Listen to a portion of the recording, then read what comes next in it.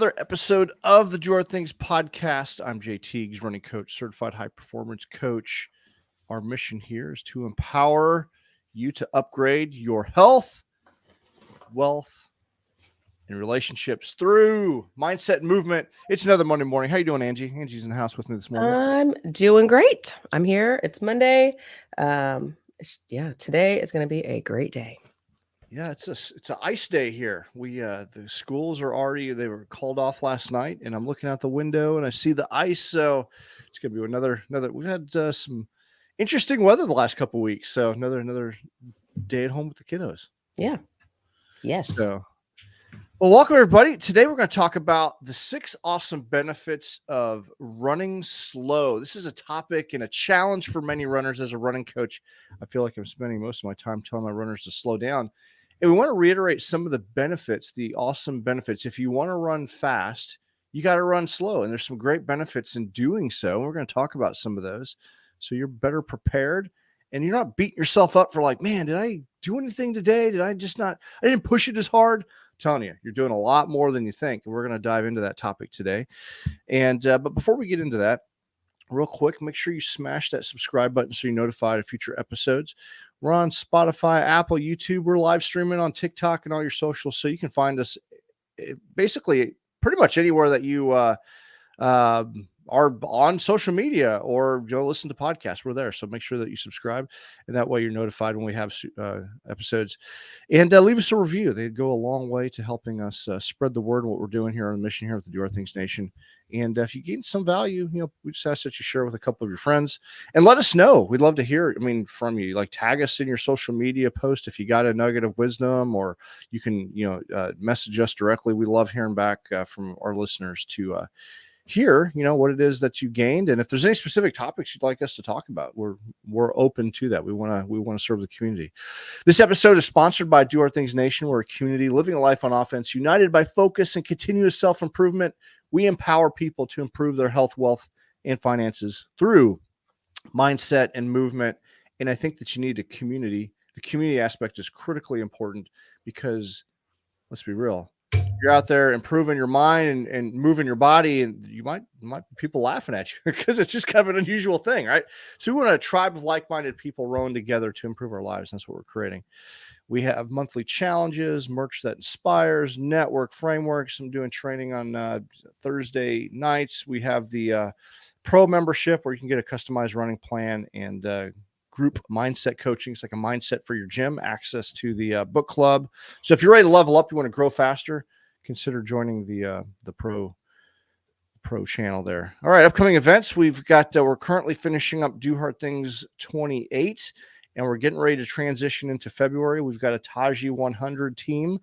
And so if you're interested in that, then you need to be in the Facebook page. You need to be on the newsletter because that's where we're sending out all the updates. That's where you can join those events. But if you go to doarthingsnation.com and click on challenges, you can go there and sign up for that. Taji 100 is an annual event that we do in support of Team Red, White, and Blue. And it's the Taji 100. They're their own nonprofit.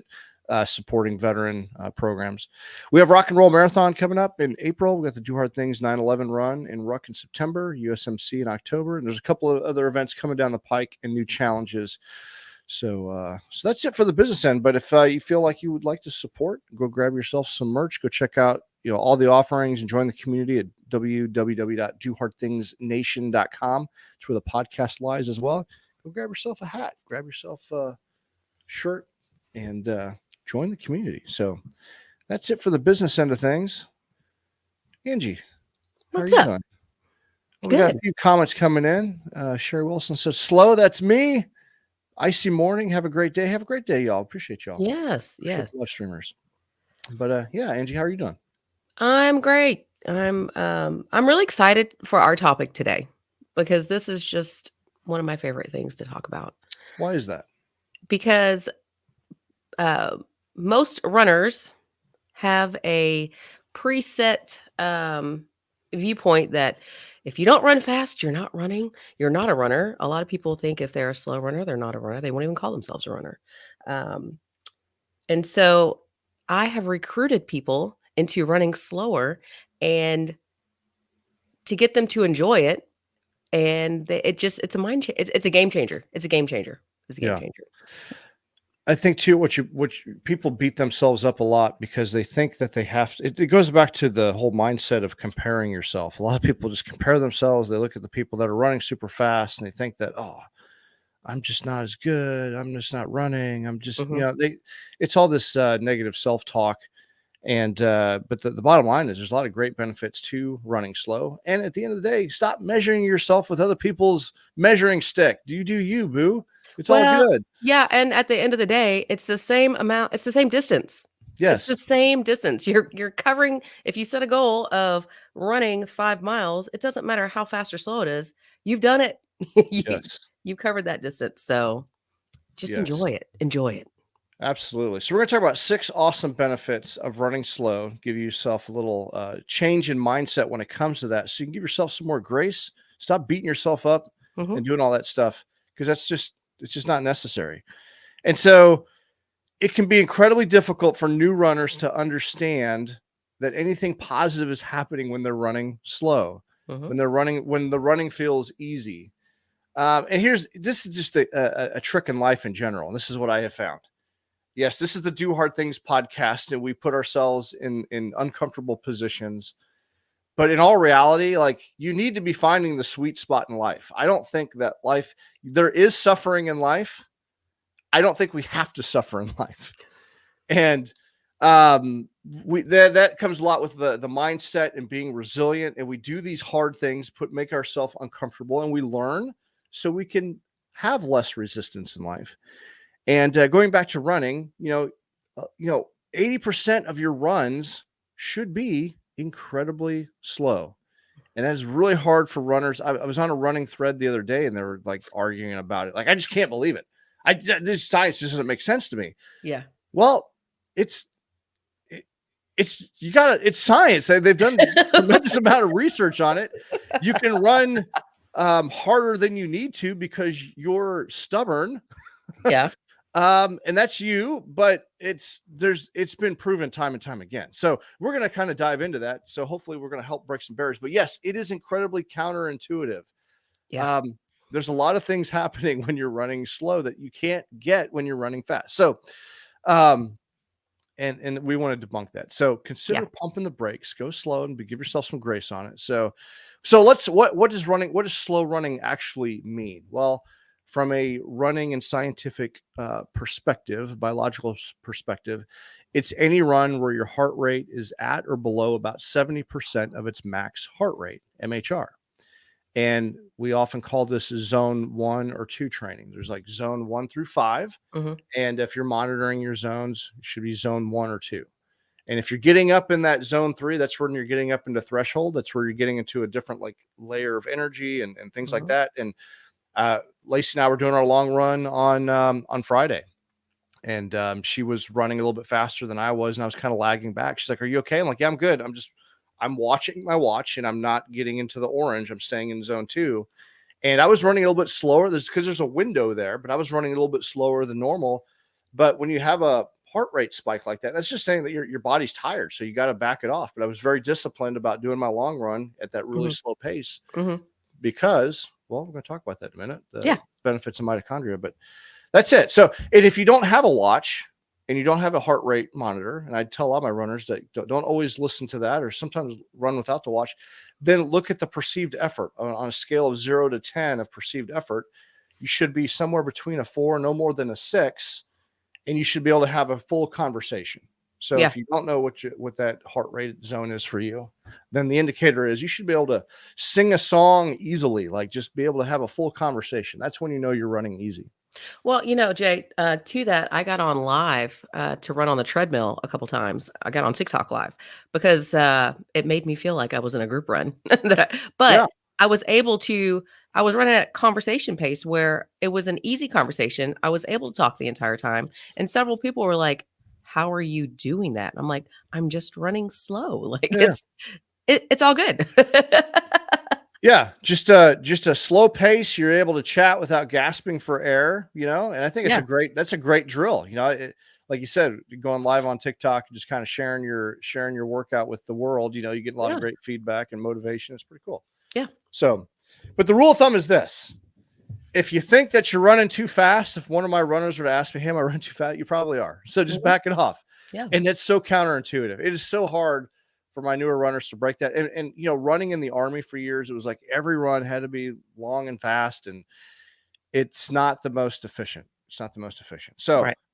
all right. So the first benefit is higher lactate threshold. So it's very logical to think that the only way to get to run faster is to run fast, but it's the slow running actually increases the density of the mitochondria in your body. Here's where we're getting geeky. You lost me at mitochondria. What the hell's that? All right, you got to listen, folks. All right, your mitochondria are like your little soldiers inside of you. You're the general, and your cells are the troops, and the mitochondria, they're the little organic cells. They're the ones that are carrying oxygen. They're in your red blood cells. They're moving around. They're helping you metabolize lactate, which is a byproduct of glycosis. All right, so it's like, oh, what the fuck? Anytime you start reading this stuff, you're like, oh, your eyes start to glaze Yeah. over. Yeah. What's really happening? What your body's turning food into fuel, and that's what's happening. And these little soldiers, the mitochondria, are just doing all the work. And when you run slow, you're able to produce more of the mitochondria, which makes this process more efficient. Mm-hmm. You can only create them when you're running slow for whatever reason. I didn't make the rules. I don't know, but you can only make more of them when you're running slow. When it feels like you can't make them when you're running faster. You can Right. only make them when you're running slow. That's when your body makes more of them. Mm-hmm. And so it just helps you with fatigue. It just helps you process your blood cells and oxygenate your body. So when you do have to run fast, you can run faster because you got these little soldiers that are doing, they're doing your bidding on your behalf. But you can only make them slow running. So when you're slow running, you are in the business of making mitochondria and letting the body do its thing. And that's the number. To me, that's what I always tell them. That's your number one priority when you're slow running. Is this thing is happening and you don't really realize it. Like I said, it's counterintuitive, but that's what you got to have. So that's about, I don't want to get into a lot of science because I know people's eyes are going to roll in the back of their head when I read some of this stuff, but just know the mitochondria, that's what you're making. Yeah, you're making mitochondria. And it helps you. So also think of this. The more mitochondria you make when you're running slow, the faster you can run when you're running fast, when you want to go fast. Yeah. Boom. So your mitochondria, the density, the amount of mitochondria you have can increase your lactate threshold. Lactate threshold is like when you completely it's like when you burn out. So when you hit that wall, you've hit lactate threshold. And if you have more mitochondria, you can actually push longer and further. It basically pushes that wall out further. And that's what we're in the business of building. And so when you run slow, you're able to do that. So that's number one. So, all right, number two, reduce your chances of hitting a wall. We kind of segued into that. But so runners rely on fast twitch muscle fibers for speed work, but there is fast twitch fibers that are somewhat convertible, and they utilize I'm trying not to get so geeky here with the science here. The bottom line is you also have slow twitch muscles that enable you to run long and slow. All right. So you've got fast twitch for fast, you got slow twitch for slow. And when you are during a long, slow run, when the slow twitch fibers start to tire out, your body recruits some of the fast twitch fibers to help out. So it's like, okay, this part's burning out a little bit. We need more fuel for the fire. Bring some more logs, right? It's like, okay. And that's what's happening. So, but you need the logs to do that. And so that's what the mitochondria and all of these extra fibers are doing. It's like having more resources available to you. So when you tire out, you got more coal, like those old locomotives, you can throw more coal in the fire, right? Yes. That's what we want. If you don't have that coal to throw in the fire, well, you're going to burn out, right? So but you can only make that when you're running slow. I'm trying to use some analogies that might make sense. No, you're doing great. You're way more creative this morning than I am. And I appreciate that. I appreciate it. I appreciate it. So instead of gobbling up more lactate, the mitochondria helps metabolize your fat. and that's what it's using, like that fuel source as well. Mhm. So when your body's running, it primarily relies on glycogen, which is your stored glucose, and you have about a 20-minute reserve usually on that before you have to start fueling yourself. And about an hour into a run, that's when you really have to start fueling yourself. And it's just like starting to throw logs on the fire. Glycogen is like it's sugar, so it's almost like kindling. It burns up really quick. But your proteins and your fats, when you throw it, it's like a bigger log. It's like having a log Mhm. on the like a big like burning log on there. Um, so you only have a limited supply, and when you completely run out of fuel, that's when you bonk out. That's when you hit the wall. Mhm. And so, but as a backup, when you're completely out of fuel, and I've ran a long distance without like having like snacks on me or something like that.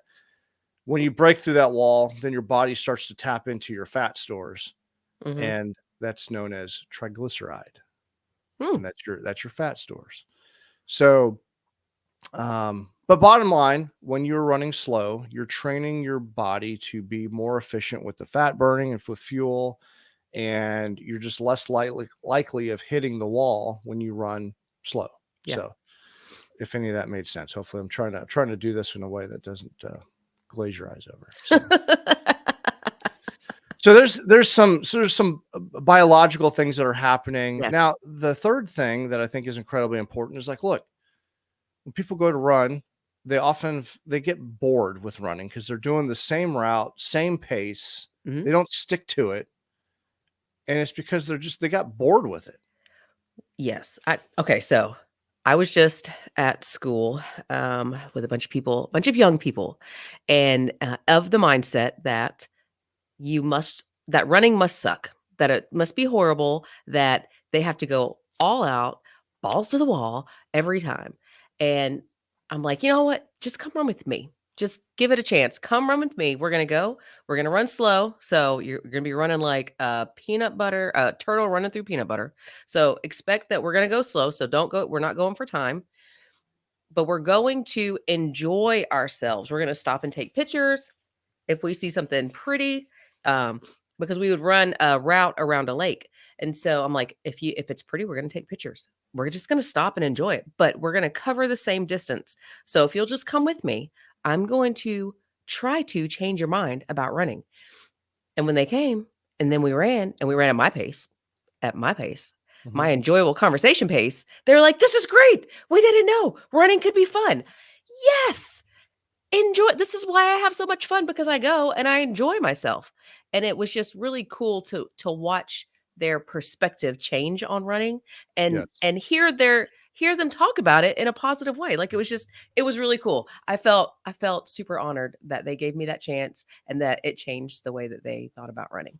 It was Yes. really neat.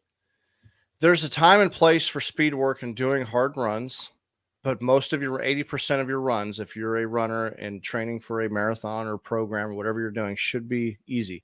It should not be a stress producer. It should be like a stress eliminator. You're supposed to go out and enjoy it and have fun. So, and that's a challenge when I talk to veterans too, because it's like all their life they're just expected to run hard and fast, and Mhm. it's like one of the things that I think about just getting up at this hour. It's like, you got to be a PT. It's dark 30 in the morning and you're Mhm. freezing. It's like every aspect of it like sucked. But when you can go out on your own and you're not getting yelled at and you can just have fun and you can enjoy the scenery, man, it's a magical thing. It is. And we as humans were designed to do that. Yeah, we were. And when you can just take the stress out of it and the pressure of, I mean, even my runners, like so many of my runners get so caught up in the data, they're like constantly looking at their watch. Run without your watch and just do your perceived effort and just go enjoy it. You can upload your data later on Strava, whatever it doesn't have to be perfect. And so enjoy running for what it is. Lacey made a great point not too long ago that it really resonated with me. Is like, she's like, what I love about running is that every individual run is its own experience. If I go to the gym and sling weight, it's very repetitious. It's very kind of mundane. It can be, and I like it. But running, there's something different. The environment is different. The temperatures are different. The scenery is different. You can modulate the speed, the people. Every individual run is completely different. Sometimes they suck. Sometimes they're great. Sometimes they're cold. Sometimes they're warm. I mean, They're all unique experiences. But run for the enjoyment of running and quit focusing on the pace so much. Yeah. Change it up. There's a great workout called the fartlek. It's a Swedish word. That run, the entire run, you're supposed to change up the pace, fast, slow, just and just kind of just shake it up a little bit, like confuse your body a little bit, because you Yeah. can get into that worn groove of doldrum and boredom and pushing too hard, where Mhm. yes, it absolutely sucks. So for runners that are yo-yoing, that's the number one root cause. They're pushing themselves too hard. They're running the same freaking route. They don't mix it up. Mhm. Spice it up, y'all, and slow Yeah. down. Yeah. Absolutely. So that's it. I mean, that's really it. So they've done a lot of research on this. The more you're going to have more joy with running if you just slow it down and back it off. Yeah. So that's it. So yeah, quit putting Absolutely. pressure on yourself. All right. Slow running also leads, and this is number 4, improved recovery. So obviously running a lot, you're going to have cumulative fatigue, which is ultimately going to affect your performance. You got to slow it down and get some active recovery in. But some of these slow runs help you facilitate recovery. Now, when I stack runs, when I have a runner like running like 5 days a week, there'll be 3 days of running. It'll be a really slow day with some strides to kind of wake up the body. The strides are like little speed ups. Then you have your quality session. This is your hard run day. This is the design to suck a little bit. Mm. And then after that, the day after that, you have your tired legs run. Nice, slow.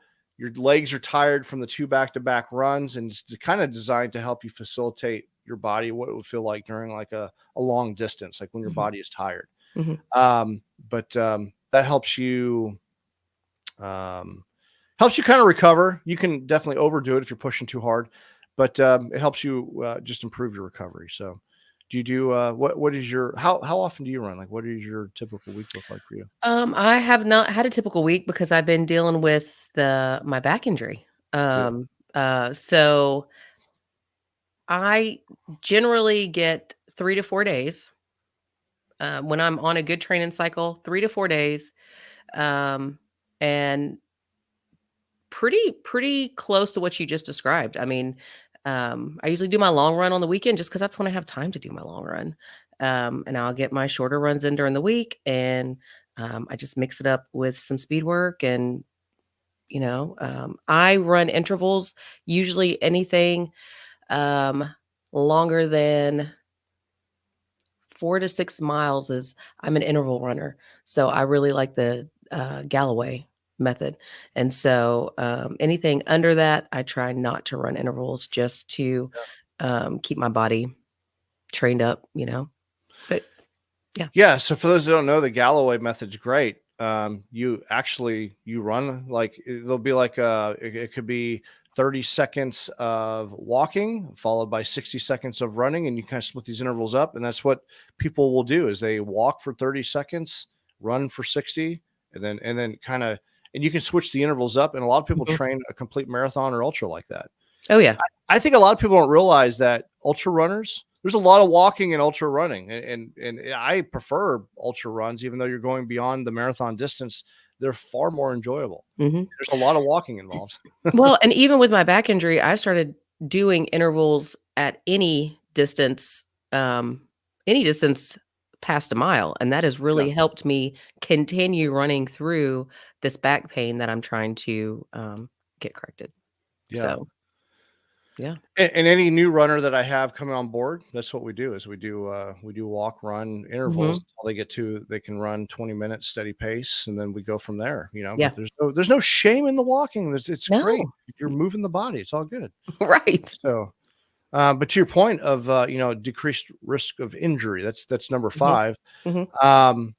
The fast running just puts a lot more strain on your body, and the easier runs can help you mitigate some of these other injuries because you're not running so hard. Like every time your foot hits the ground, you're putting 9 to 11 times your body weight of pressure on the whole mechanical aspect of your body, Yeah. everything. And backing off just kind of helps out with some of that strain, and it's a good opportunity to work on your mechanics. This is Mhm. where you get to work on your cadence.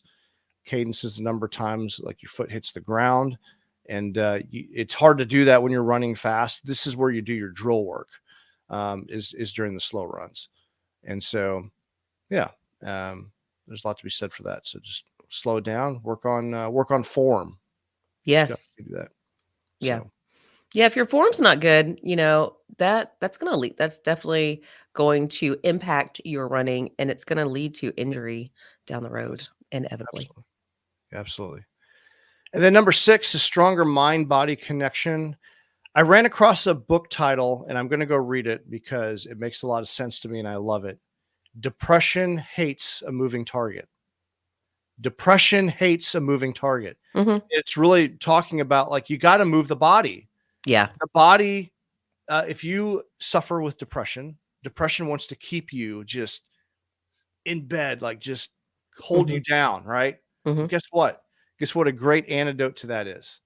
Moving the body. That's why you Mhm. got to go to the gym. You got to go run.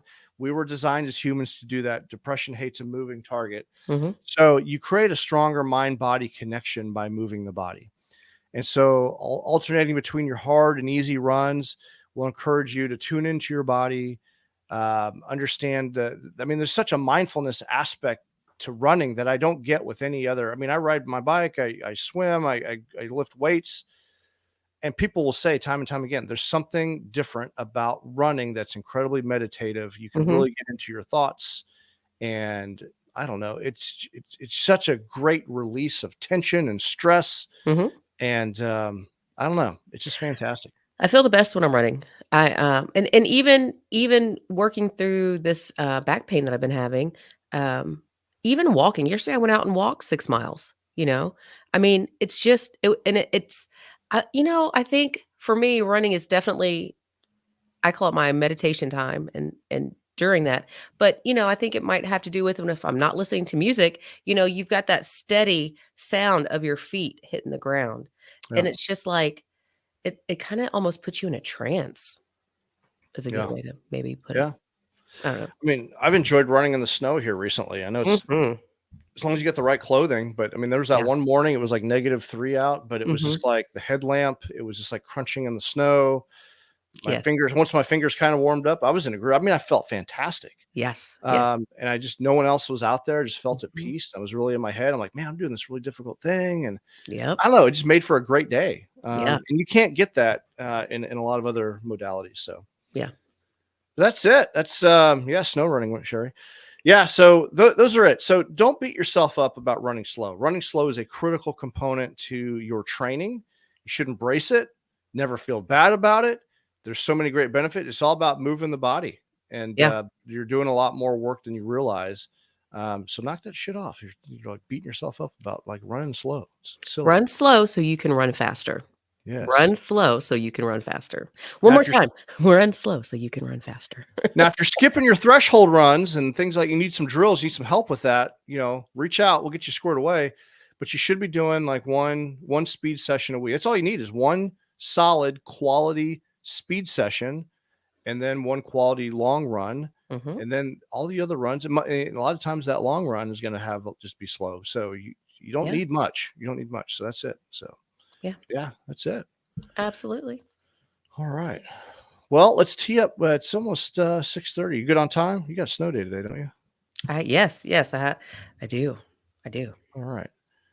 All right. So, ladies and gentlemen, this is this week's winner. This is Jessica Stewart, y'all. She's been doing the Do Hard Things 28, been very active, very inspirational in sharing her journey.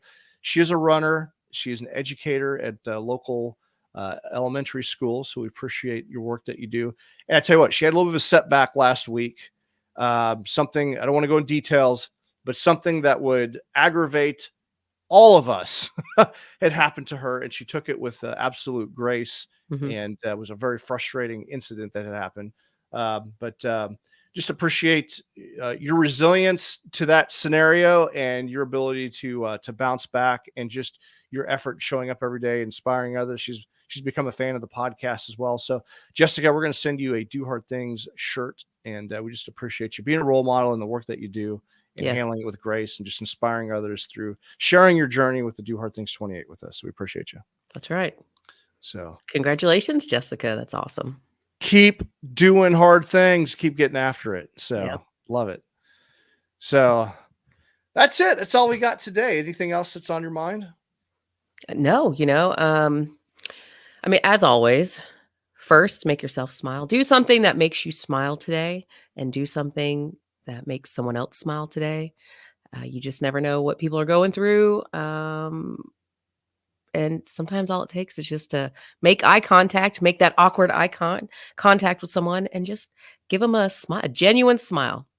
And you never know, you might brighten up somebody's day more than you can realize. Absolutely. There's a lot of people that are suffering out there in silence. And Yeah. like you said, we don't know what people are going through.